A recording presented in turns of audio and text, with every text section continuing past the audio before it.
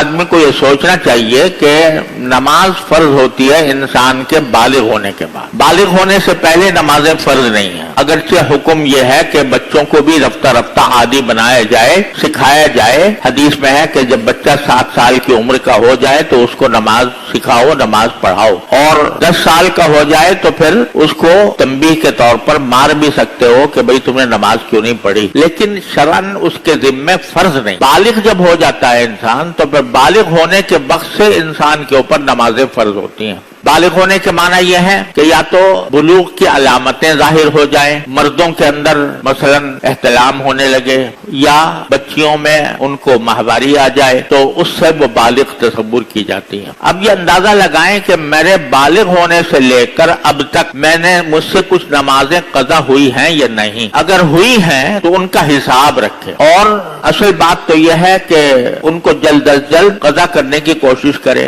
मसलन किसी की 100 नमाजें हैं, 200 है, 300 है, 400 है, 1000 है, तो उनको वो कज़ा करें, और जितना वक्त भी ज्यादा से ज्यादा देकर नमाजें कज़ा हो सके वो करे। और उसका एक आसान तरीका बुजुर्गों ने यह भी फरमाया है कि हर फर्ज नमाज के साथ एक फर्ज नमाज कज़ा की नियत से पढ़ता रहे, और नियत ये करे कि मेरे जिम्मे जो आखिरी नमाज फर्ज थी और मैंने अदा नहीं की, वो आखिरी नमाज मैं कज़ा कर रहा हूँ, ये नियत करके शुरू कर दे। फजर की नमाज के साथ फजर की नमाज के आखिरी फजर की नमाज जो मुझसे कज़ा हुई थी वो मैं पढ़ रहा हूँ और उसको अदा कर रहा हूँ, और जोहर की नमाज के साथ जोहर की के आखिरी जो जोहर की कज़ा हुई थी वो मैं पढ़ रहा हूँ। असर के साथ और असर की नमाज के बाद अगरचे नफले मना है, फजर के बाद भी नफले मना है, लेकिन कज़ा करना जायज है। फजर की नमाज भी के बाद भी कज़ा की जा सकती है, असर के बाद भी कज़ा की जा सकती है, मगरिब के बाद मगरिब की, ईशा के बाद ईशा की। इस तरह अपने सारी पिछली जिंदगी की नमाजें कज़ा करना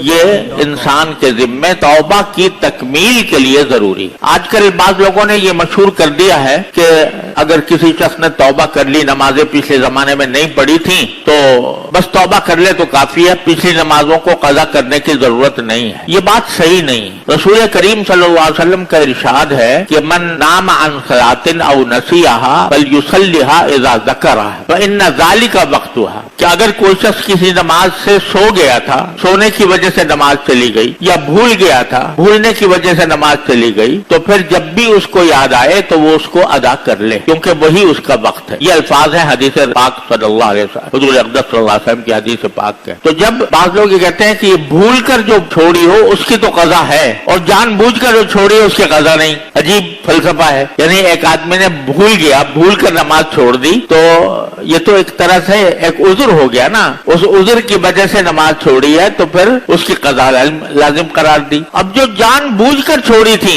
यानी नमाज की फर्जियत जानने के बावजूद और गफलत में छोड़ दी थी, तो उसकी कज़ा कहते हैं वाजिब नहीं। ये बिल्कुल अहमकाना बात है। उसकी कज़ा तो और वाजिब है। अपनी इस्ताअत की हद तक हर रोज अपने नमाजों के साथ एक नमाज पीछे कज़ा करे, अंदाजा लगाए कि कितनी नमाजें मेरी कज़ा हुई हैं, कितने दिनों की हुई है, उसका हिसाब अपने पास लिखे, और साथ में ये वसीयत भी लिखे कि अगर मैं अपनी जिंदगी में ये नमाजें कज़ा न कर सका तो फिर मुझे मेरे तरके से उसके फिदिये की रकम अदा की जाए। ये वसीयत लिखना भी जरूरी, क्योंकि इंसान का कुछ पता नहीं कब मौत आ जाए। तो मरने के बाद अगर वसीयत कम से कम कर दी है तो अल्लाह ताला की रहमत से उम्मीद है कि इंशाल्लाह वो माफी हो जाएगी। लेकिन अगर फिक्र ही नहीं की, बस जो हो गया सो हो गया, और उसके बाद फिर कोई उसको कज़ा करने की फिक्र नहीं की, तो फिर वो गुनाह से बरी नहीं होगा।